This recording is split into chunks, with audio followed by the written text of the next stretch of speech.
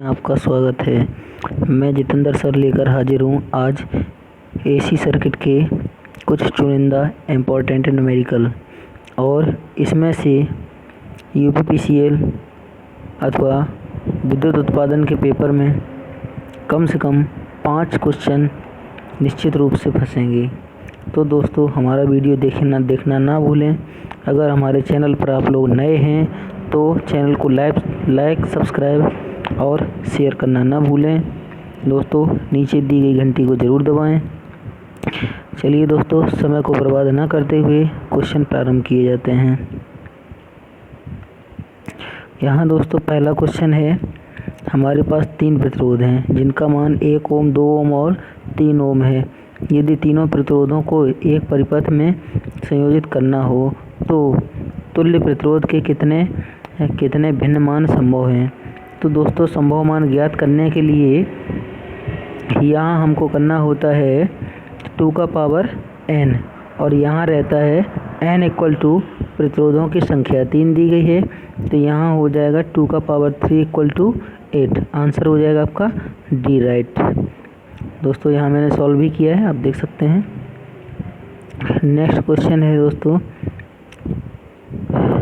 3 प्रतिरोध जिसमें प्रत्येक 5 ओम है स्टार में जोड़े गए हैं, तदनुसार उनके अनुरूप डेल्टा प्रतिरोधों का मान कितना होगा। दोस्तों यहाँ देख सकते हैं आप लोग, एक सर्किट मैंने बनाया स्टार का और ये इस प्रकार से स्टार बनाया गया।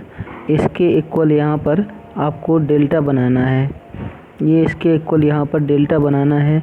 तो यहाँ इसके प्रत्येक प्रतिरोध का मान 5 दिया है, तो डेल्टा रेजिस्टेंस में डेल्टा स्टार से 3 गुना होता है, जबकि कैपेसिटर में डेल्टा स्टार का 1/3 होता है। तो दोस्तों यहाँ पर आपको स्टार से आपको डेल्टा कनेक्शन बनाना है, तो आपका हो जाएगा D इक्वल टू 3 × S। ये शॉर्टकट तरीका है। S मतलब स्टार और D मतलब हो गया डेल्टा। तो डेल्टा का वैल्यू आपको निकालना है, तो 3 × स्टार की किसी एक भुजा का वैल्यू 5 दिया है। आंसर हो जाएगा आपका 15 ओम। तो दोस्तों यहाँ पर देख सकते हैं चौथा ऑप्शन आपका राइट है, जैसे कि यहाँ दिया गया है। और दोस्तों यहाँ पर मैंने 2 तरीके से सॉल्व भी किया है, आप देख सकते हैं आसानी से। इस प्रकार से यहाँ दिया गया है कि जैसे किसी भी रेजिस्टेंस को स्टार से डेल्टा में जब कन्वर्ट किया जाता है तो हो जाता है R equal to R1 + R2 + R1 R2 / R3। और इसमें सभी के वैल्यू 5 हैं, तो हम रखेंगे 5 + 5 + 5 × 5/5। इस 5 से 5 कैंसिल हो जाएगा, बाकी हम सबको जोड़ देंगे, 15 ओम आ जाएगा।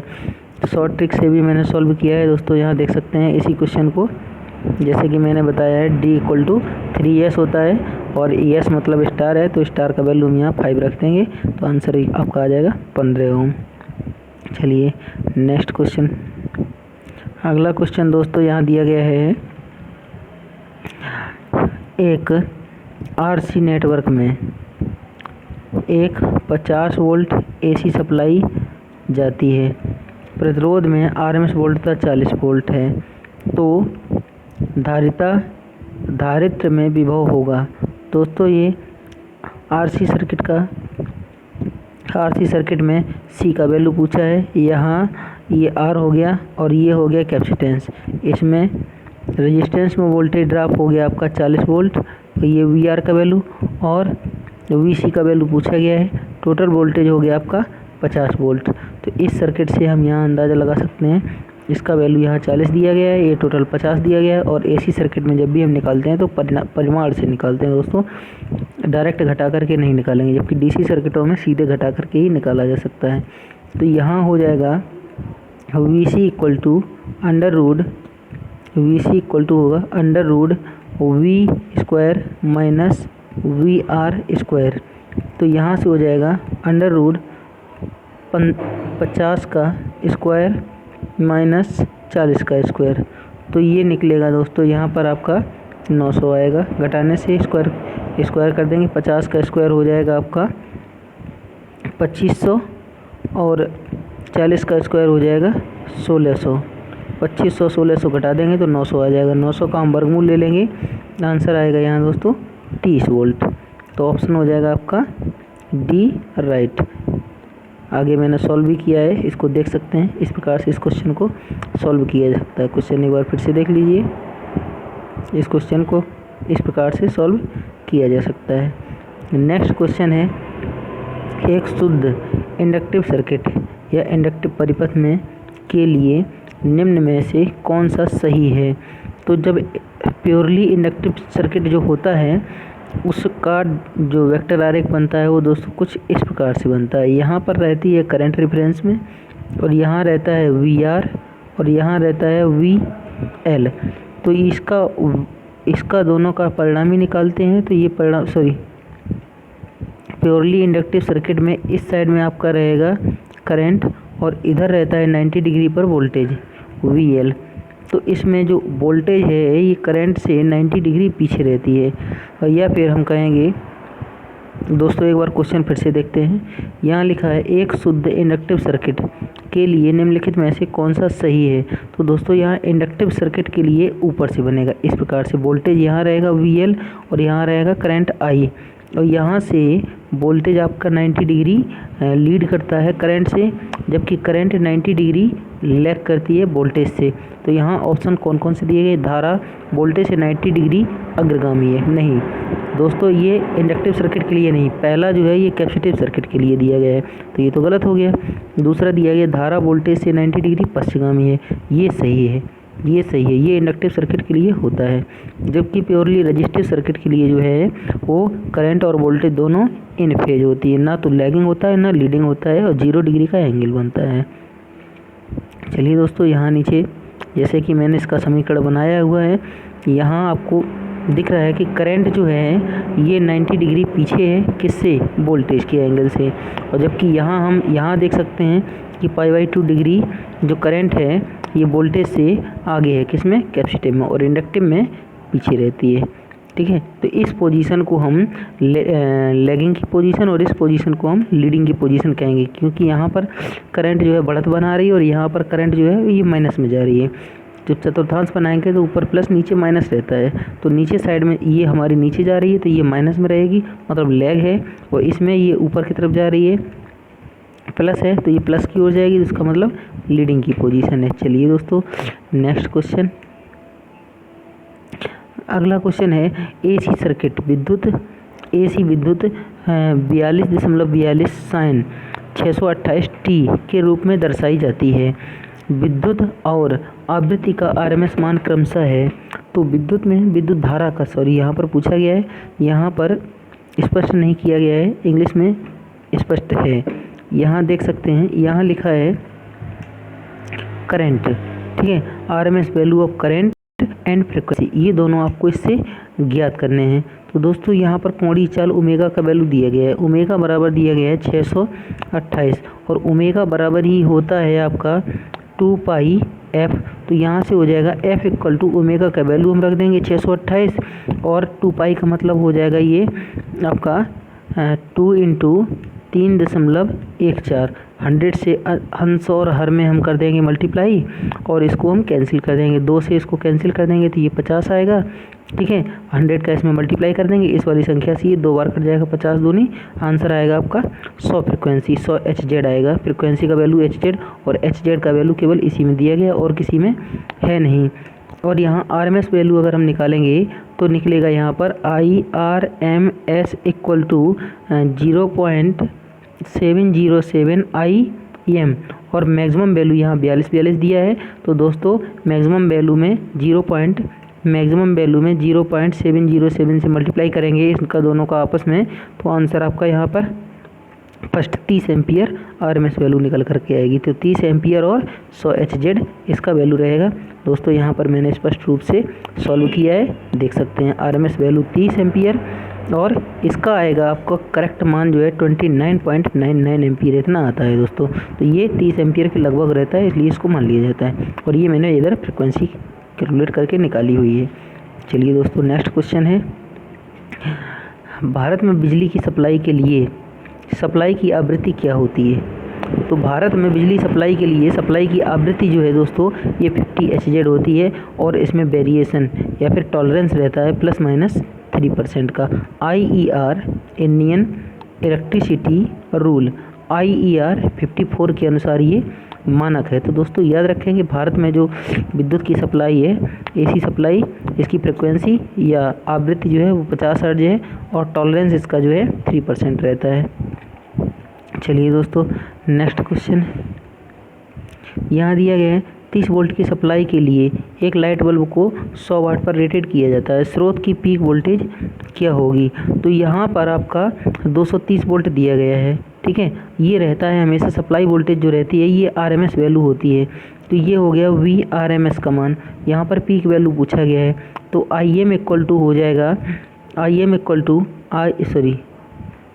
वोल्टेज का वैल्यू दिया गया है तो ये हो जाएगा आपका VM इक्वल टू √2 VRMS।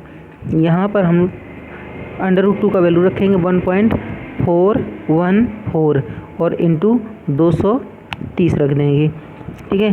तो ये 230 से मल्टीप्लाई जब करेंगे तो 325.22, सी ऑप्शन आपका राइट आएगा। चलिए दोस्तों यहाँ मैंने कैलकुलेट किया हुआ है, देख सकते हैं आप लोग। नेक्स्ट आगे देखते हैं।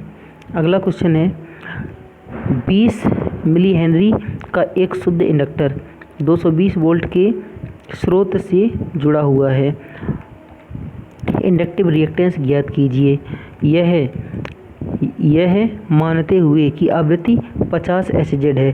इंडक्टिव रिएक्टेंस जो होता है दोस्तों ये होता है XL इक्वल टू 2πfL। तो यहाँ हम वैल्यू रख देंगे।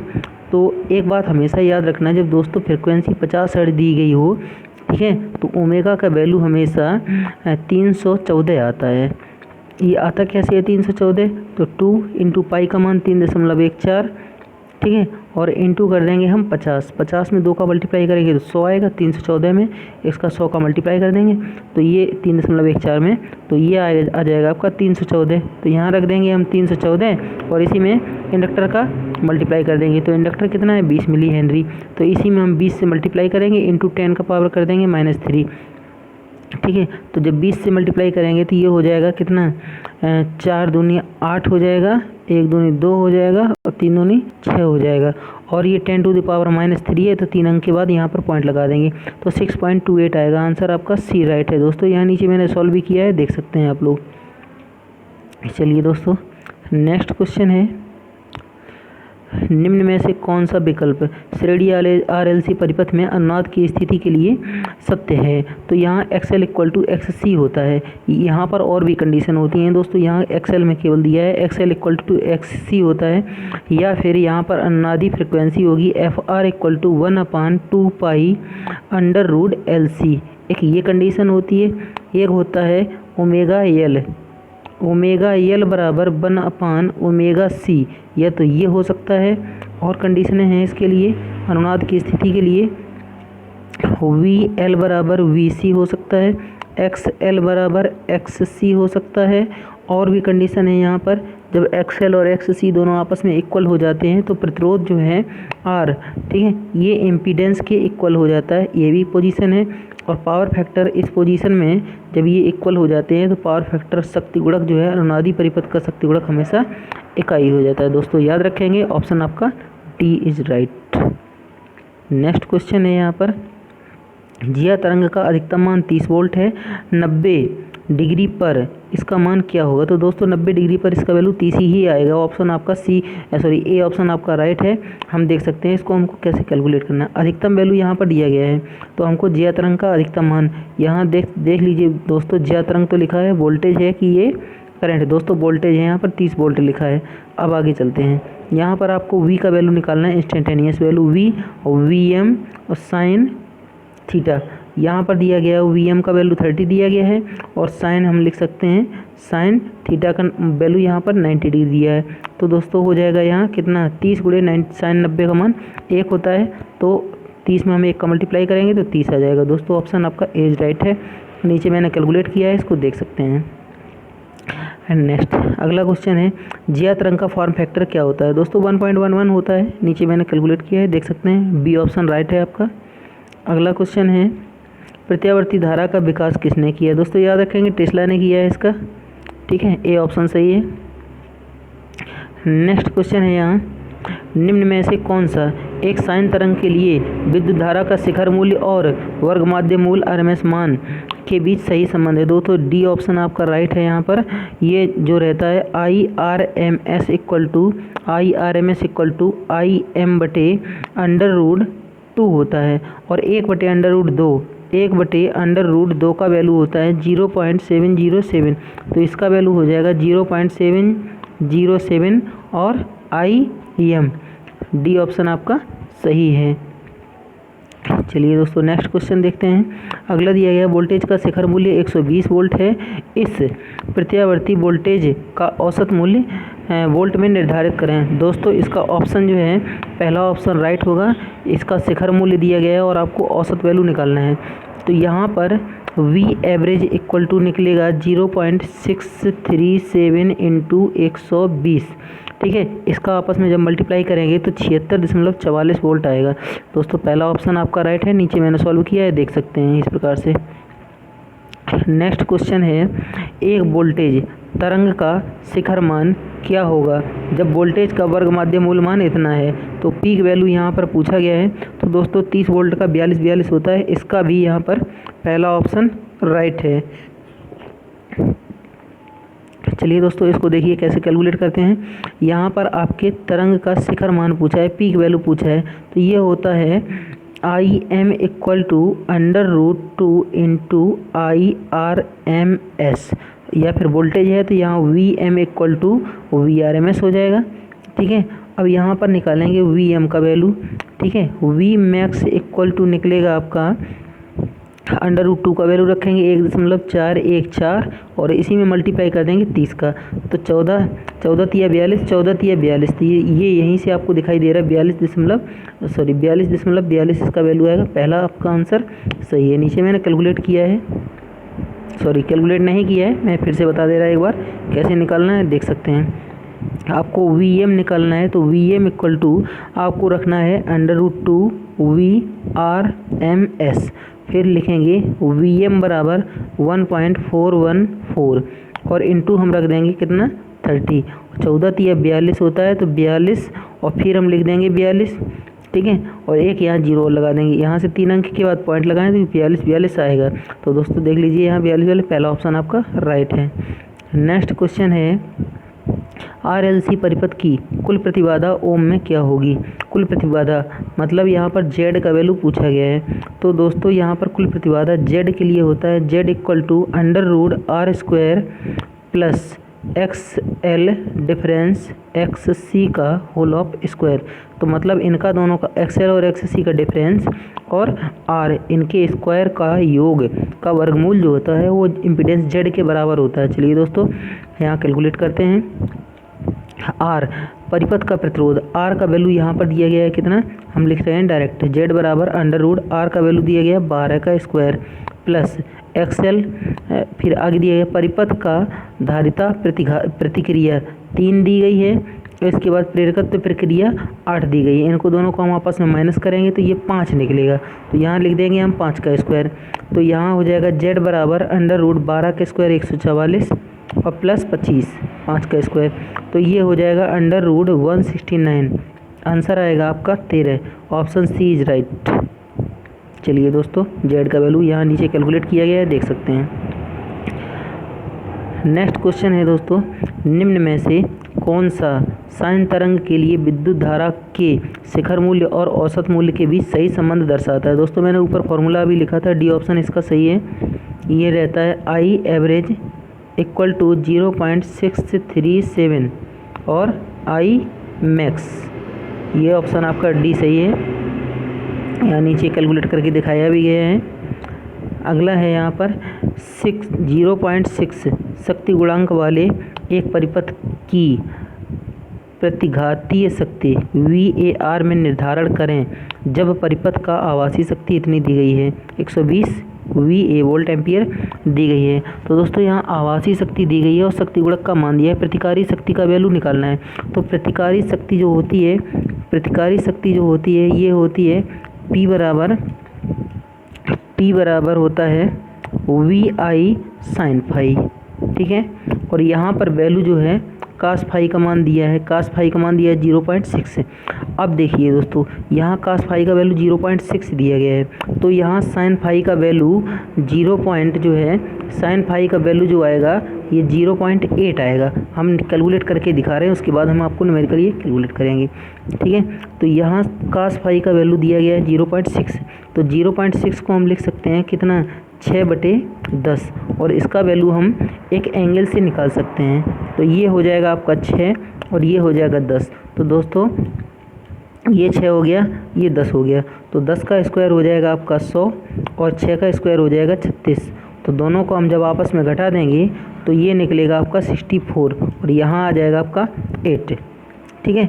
ये एंगल से हम पाइथागोरस थ्योरम से निकाल रहे हैं। इसको ए मान लीजिए, इसको बी मान लीजिए, इसको सी मान लीजिए। जो पाइथागोरस थ्योरम जब लगाएंगे तो हमको निकालना है, एक बार फिर से देख सकते हैं, यहाँ से ये पोजीशन था, ठीक है, और यहाँ से ये 6 था, ये 10 था और ये आपको ज्ञात करना था। तो यहाँ पर हम लोग x बराबर √10 का स्क्वायर, ठीक है, माइनस 6 का स्क्वायर, यहाँ से निकलेगा √10 का स्क्वायर आ जाएगा 100, माइनस 6 का स्क्वायर हो जाएगा आपका 36 और ये निकलेगा आपका √ कितना 64 और इक्वल टू आएगा 8। तो ये x का वैल्यू आ जाएगा 8। अब यहाँ से हम वैल्यू निकाल सकते हैं किसका, साइन का। तो साइन इसमें निकलेगा 8/10, तो इक्वल टू 0.8। यहाँ से हम साइन का वैल्यू निकाल सकते हैं। अब देखिए VR हमको निकालना है, ठीक है। तो VR के लिए मतलब प्रतिघाती शक्ति आपको निकालनी है, तो P बराबर हो जाएगा VI साइन फाई। तो यहाँ पर हो जाएगा 120 गुणे 0.8, 12×8 96, ठीक है, और एक जीरो और यहाँ पर हम एक अंक के बाद पॉइंट लगा देंगे, 96 आएगा। डी ऑप्शन आपका राइट है दोस्तों, याद रखना है, ये ऑप्शन आपका सही है। यहाँ देखो आयोग ने भी कैलकुलेट किया है और मैंने भी कैलकुलेट किया है, जैसे मैंने बताया ऐसे ही मैंने यहाँ पर निकाला भी है। चलिए दोस्तों अगला क्वेश्चन है, यहाँ प्रत्यावर्ती वोल्टेज का तात्कालिक मूल्य क्या होगा, ठीक है। प्रत्यावर्ती वोल्टेज का तात्कालिक मूल्य क्या होगा जो VT = 120 साइन 11t - 20 वोल्ट द्वारा दर्शाया गया है जब t का मूल्य 10 है। तो दोस्तों यहाँ ध्यान से देखेंगे, क्वेश्चन में कुछ नहीं है, बहुत ही इजी क्वेश्चन है। t का मूल्य यहाँ 10 दिया है तो इस t के स्थान पर रख देंगे, तो ये हो जाएगा तुम्हारा कितना 110। इसमें से हम 20 माइनस कर देंगे, यहाँ बचेगा आपका दोस्तों 90 और यहाँ साइन 90 का मूल्य कितना होता है, अब निकाल लीजिए। v = आपका निकलेगा कितना 120 और साइन 90 डिग्री, तो साइन 90 डिग्री का मान होता है 1, ठीक है, इंटू 120 इंटू 1 कर देंगे, आंसर आ जाएगा आपका डी 120। नीचे दोस्तों कैलकुलेट भी किया गया है, देख सकते हैं आराम से। नेक्स्ट क्वेश्चन है, जब एक परिपथ की आपूर्ति 100 हर्ट्ज से की जाती है तो उसकी संधारिता प्रक्रिया 30 ओम होती है। यदि इसी परिपथ की आपूर्ति 25 हर्ट्ज से की जाती है तो उसकी संधारिता प्रक्रिया क्या होगी। तो दोस्तों इस क्वेश्चन को हम कैलकुलेट करके दिखा रहे हैं। यहाँ सबका वैल्यू देख लेते हैं। पहली फ्रिक्वेंसी जो है 100 है, दूसरी फ्रिक्वेंसी 25 है, पहली प्रतिक्रिया 30 है। चलिए दोस्तों यहाँ देखते हैं, एक इसके लिए कैपेसिटर के लिए और फ्रिक्वेंसी का एक संबंध होता है। कैपेसिटिव रिएक्टेंस XC1/XC2 होता है इक्वल टू F2/F1, ये इसका संबंध होता है। तो दोस्तों यहाँ से हम लोग निकाल सकते हैं XC1 का वैल्यू यहाँ पर दिया गया था 30/XC2 यहाँ पर पूछा गया था, और यहाँ F2 का मान दिया गया था, F2 का मान दिया गया था 25 और F1 का मान दिया गया था 100। यहाँ से हम 25 से इसको कैंसिल कर देंगे, आपका आएगा ये 4 और ये हम क्रॉस मल्टीप्लाई करेंगे तो XC2 का वैल्यू आएगा आपका 30 × 4 बराबर 4 × 12, 120 ये भी आ जाएगा। तो दोस्तों इसका भी वैल्यू आपका 120 ओम आएगा। देख लीजिए यहाँ किसी ऑप्शन में है, हाँ डी ऑप्शन आपका राइट है। तो यहाँ पर आप इस हिसाब से इसको निकाल सकते हैं। दोस्तों ये क्वेश्चन है, क्वेश्चन देख सकते हैं। फिर से एक बार मैं फॉर्मूला यहीं पर लिख दे रहा, यहाँ पर रहेगा आपका XC जो होता है, XC = होता है 1/2πfc और ये हो जाएगा XC व्युत्क्रमानुपाती 1/f। ये पोजीशन बनता है जाके C में। ठीक है। इसी से आपका फार्मूला निकल जाता है। हम 2 बार इसी को लिखेंगे 1 1 और 2 2 करके, तो हो जाएगा यहाँ XC1 बटे XC2 इक्वल टू F2 बटे F1। इसी में हम वैल्यू रख देंगे सबका और आपका आंसर आ जाएगा डी ऑप्शन राइट है 120।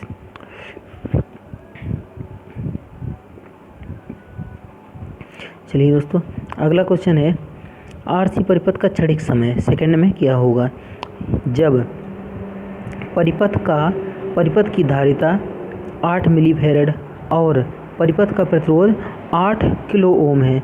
तो दोस्तों सबसे पहले तो हम टाइम कांस्टेंट देखेंगे। टी इक्वल टू होता है आरसी परिपथ में टी इक्वल टू आरसी होता है। आर का वैल्यू दिया गया है 8 गुणे 10 का घात किलो में है ना, 10 का घात 3, और सी का वैल्यू दिया गया है 8 गुणे 10 का घात -3 मिली में है। ये दोनों आपस में कैंसिल हो गए। 8 में 8 का मल्टीप्लाई करेंगे 64 सेकंड आएगा। दोस्तों आपका ऑप्शन है पहला सही। अगला क्वेश्चन देखते हैं। दिया गया है 0.8 शक्ति गुणांक वाला परिपथ 40 वाट शक्ति की खपत करता है। परिपथ की प्रतिक्रियाशील शक्ति का मूल्य VAR में क्या होगा। चलिए निकालते हैं। यहाँ आपको निकालना है के डब्ल्यू इक्वल टू आपका निकलेगा के वी ए कास फाई, और के से के कैंसिल कर देंगे तो डब्ल्यू का यहाँ 40 दिया गया है, तो दोस्तों ये 40 हो जाएगा। ठीक है, ये हो गया आपका 40 और 40 बटे 0.8 हो गया, तो यहाँ वी ए का वैल्यू आ जाएगा। ठीक है, और ये पॉइंट्स हटाएंगे तो ऊपर एक 0 और बढ़ जाएगा, तो ऊपर हो जाएगा आपका 40 का हो जाएगा ऊपर 400, नीचे बचेगा आपका केवल 8 से इसको काट देंगे, 8 पंचे 40, ये आया वी ए का वैल्यू आपका 50 आया। ठीक है, अब देखते हैं। जैसे कि मैंने अभी ऊपर बताया था, जब कास फाई का वैल्यू दिया है 0.6 तो साइन फाई का वैल्यू हो जाएगा 0.8, और जब यहाँ पर साइन कास फाई का वैल्यू दिया गया है, कास फाई का वैल्यू 0.8 दिया गया है, तो साइन फाई का वैल्यू हो जाएगा 0.6। इसको याद रखना। ठीक है, आपने वैल्यू यहाँ पर इसका जो वैल्यू है वी ए का वैल्यू है, वी ए का वैल्यू दोस्तों यहाँ 50 निकाल लिया है। अब हम क्या करेंगे, प्रतिक्रियाशील शक्ति निकालेंगे, तो P बराबर होता है VI साइन फाई। यहाँ पर हम रख देंगे 50 रखेंगे और इसी में मल्टीप्लाई कर देंगे 0.6 का 5 छक्का 30 ऑप्शन आएगा, आंसर आएगा आपका ऑप्शन हो गया सी सही। चलिए दोस्तों, नेक्स्ट क्वेश्चन है यहाँ, एक प्रत्यावर्ती विद्युत धारा I equal to 20 sine 13t - 20 ampere का तात्कालिक मूल्य एम्पियर में क्या होगा जब t का मूल्य 5 है। जैसे कि दोस्तों ऊपर मैं बता गया हूँ, t का वैल्यू यहाँ से उठा करके 5 हम यहाँ रख देंगे, तो ये हो जाएगा 13 × 5 हो जाएगा 65, और 65 में से हम 20 घटा देंगे तो बचेगा यहाँ पर 45 या 45। अब देखते हैं, यहाँ से हमको क्या करना है, I इक्वल टू कितना हो जाएगा 20, I इक्वल टू 20 और गुणे साइन कितना 45, तो ये हो जाएगा 20 गुणे 1/√2। और दोस्तों मैंने आपको पहले ही बता दिया था कि 1/√2 का वैल्यू जो होता है 0.707 होता है, और इसी में 20 का मल्टीप्लाई कर देंगे तो 7 दूनी 14, 7 दूनी 14, ये ऑप्शन आपका सी राइट हो जाएगा। चलिए दोस्तों, नेक्स्ट क्वेश्चन है यहाँ दिया गया है 16 ओम के एक प्रतिबाधा वाले प्रत्यावर्ती धारा परिपथ के शक्ति गुणांक की गणना करें। यदि परिपथ में 4 एम्पियर विद्युत धारा और उसकी औसत विद्युत खपत 200 वाट है। यहाँ पर पावर फैक्टर का वैल्यू पूछा गया है, तो कास फाई बराबर हो जाएगा P/VI। तो यहाँ पर V का वैल्यू तो दिया नहीं है, करंट और रेजिस्टेंस का दिया है, तो V इक्वल टू IR होता है, तो यहाँ पर हो जाएगा P/R इंटू I का स्क्वायर। तो यहाँ हो जाएगा आपका P का वैल्यू हो जाएगा 200 और बटे हो जाएगा 16 और I का स्क्वायर मतलब 4 का स्क्वायर 16। तो इसका जब भाग दिया जाएगा ऊपर, तो दोस्तों इसका आएगा कितना, कैंसिल कर सकते हैं 4 से। सबसे पहले 4 से इसको कैंसिल करेंगे, 4 चौको 16 और 4 पंचे 20, 50 आ गया। अब 2 से इसको कैंसिल कर सकते हैं, ये 2 आएगा और ये आ जाएगा आपका 25, और ये हो गया 16 दूनी 32, और यहाँ हो गया 25। चलिए दोस्तों 32 में मतलब 32 में 32 हो गया, तो 25 में 32 से डिवाइड कर देंगे 32 से, तो ये हो जाएगा आपका 0 और इधर हो जाएगा पॉइंट। तो ये 32 है तो हो जाएगा 3 × 18 3 × 7 21 3 × 8 24 3 × 7 21 0.7। देखिए दोस्तों 0.7 के लिए केवल एक ही ऑप्शन में 0.78 आएगा, यही आपका है राइट, बी ऑप्शन आपका सही हो जाएगा। दोस्तों यहाँ मैंने कैलकुलेट किया है, देख सकते हैं। नेक्स्ट क्वेश्चन है, एक श्रृंखला आरसी परिपथ जिसके प्रतिरोध और धारिता 40 किलो ओम और 0.01 मिलीफैरड हैं, में एक संधारित्र को पूरी तरह चार्ज होने में कितना समय सेकंड में लगेगा। तो जब संधारित्र दोस्तों जब पूरा चार्ज होता है तो ये 5वीं बार में पूरा चार्ज हो पाता है। तो यहाँ टाइम कांस्टेंट जो है t = हो जाएगा 5RC। तो इससे हम कैलकुलेट कर सकते हैं 5 गुणे हम रख सकते हैं कितना 40 गुणे 10⁻³ किलो दिया है यहाँ, और फिर रख सकते हैं 0.01 × 10⁻³ -3 से ये +3 वाला पावर 3 कैंसिल हो जाएगा, और ये हो जाएगा 4 × 5 = 20। तो दोस्तों यहाँ ये हो जाएगा 200 और गुणे 0.01 हम मल्टीप्लाई कर देंगे, आपका 2 आएगा। ठीक है, ऑप्शन हो जाएगा आपका कौन सा, बी आंसर आपका आएगा राइट। चलिए दोस्तों नेक्स्ट क्वेश्चन है, एक परिपथ में 50 हर्ट्ज की आवृत्ति देने पर प्रेरकीय प्रतिघात 60 ओम हो जाती है। यदि 60 हर्ट्ज की आवृत्ति दी जाए तो प्रेरकीय प्रतिघात क्या होगा। दोस्तों जैसे मैंने XC वाला बताया था अभी ये क्वेश्चन, ऐसे ही यहाँ पर XL वाला है। तो यहाँ पर हो जाएगा XL1/XL2 = इसमें फ्रिक्वेंसी सीधे समानुपाती होती है F1/F2। तो यहाँ XL1 का वैल्यू दिया गया है कितना 60 दिया गया है, 60/XL2 = हो जाएगा ये 50/60, 0 कैंसिल कर दीजिए, और यहाँ से आपका आएगा XL2 बराबर कितना 6 × 6 = 36 360/5, 5 से इसमें भाग दे दीजिए, तो 5 × 7 = 35 और 5 दूनी 10 72। पहला ऑप्शन आपका राइट है। ये सीधे समानुपाती होता क्यों है, ये फॉर्मूला एक बार फिर से देख सकते हैं हम लोग। तो यहाँ होता है XL = 2πfL। तो यहाँ XL सीधे समानुपाती होता है फ्रिक्वेंसी से, इसी को हम 2 बार लिखेंगे और भाग दे देंगे, आपका XL1/XL2 = F1/F2 फार्मूला बन जाएगा। दोस्तों पहला ऑप्शन यहाँ राइट है, यहाँ सॉल्व किया हुआ है मैंने, देख सकते हैं। Thank you for watching my video. दोस्तों मैंने एक बुक भी लिखी है और ये बुक मार्केट में उपलब्ध हो गई है, आप अमेजन से इसको बुक करवा के मंगवा सकते हैं इस बुक को। और इस बुक को कोचिंग से ATC इलेक्ट्रिकल, ठीक है, कोचिंग सेंटर से इसको ख़रीदा जा सकता है। और ये बुक इतनी ताकत है इस बुक में कि एक ही बुक के भरोसे आप UPPCL की परीक्षा क्वालिफाई कर सकते हैं। दोस्तों पूरी बुक सिंगल लाइन में और हैंड राइटिंग में लिखी गई है, और इसमें त्रुटि की संभावना ना के बराबर है, अर्थात इसमें त्रुटि नहीं है। और टेक्निकल के किसी भी ITI या फिर JEE के एग्ज़ाम के लिए बहुत ही लाभकारी सिद्ध होने वाली है ये बुक। दोस्तों इस बुक को लेने के लिए हमारा यहाँ नीचे नंबर दिया गया है, इस पर आप लोग कॉल करके बुक को बाई पोस्ट भी मंगवा सकते हैं। चलिए thank you for watching my video. दोस्तों धन्यवाद। हमारे वीडियो को लाइक, सब्सक्राइब और शेयर ज़रूर करें। तो दोस्तों हम मेहनत करके वीडियो बनाते हैं, तो दोस्तों आप लोगों से एक अनुरोध है कि आप हमारे वीडियो को लाइक और सब्सक्राइब नहीं करते हैं और अपने मित्रों तक हमारा वीडियो नहीं पहुंचा रहे हैं। ये तो बहुत गलत बात है, क्योंकि मैं बहुत मेहनत से ही वीडियो बनाता हूं और आपको कंटिन्यू प्रतिदिन वीडियो देता रहूँगा। आपके विद्युत उत्पादन का पेपर हो या UPPCL का पेपर हो या कोई भी टेक्निकल पेपर हो, सभी में ये वीडियो जो हमारे द्वारा प्रदान किए जा रहे हैं, ये सभी परीक्षाओं के लिए बहुत ही ज़्यादा लाभकारी सिद्ध होंगे। दोस्तों इसके साथ साथ मैं रीजनिंग के भी वीडियो अपलोड करता हूँ, लेकिन कुछ दिन के लिए भी रोके हैं, लेकिन हो सकता है कि 15 के बाद आपको रीजनिंग के भी वीडियो कंटिन्यू मिलने लगेंगे। यहाँ टेक्निकल और प्रत्यावर्ती धारा सर्किट का यहाँ वीडियो ये था। चलिए दोस्तों, आपको कैसा लगा हमारा वीडियो? अगर अच्छा लगा हो तो लाइक, सब्सक्राइब और शेयर करिए, और दोस्तों थंब ज़रूर करिए। जब थंब करेंगे तो हमारा मोटिवेशन उतना ज़्यादा। और कमेंट नहीं करते हैं दोस्तों, कमेंट करके हमको बताइए कि आपको किस चीज़ की आवश्यकता है।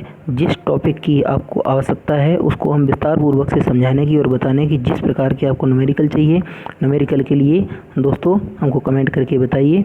जितना कमेंट करेंगे उससे हमको पता चलेगा कि आपको किस चीज़ की ज़रूरत है, और मैं अच्छी तरीके से उसको प्रदान करने की कोशिश करूँगा। Thank you for watching my video. जय हिंद दोस्तों।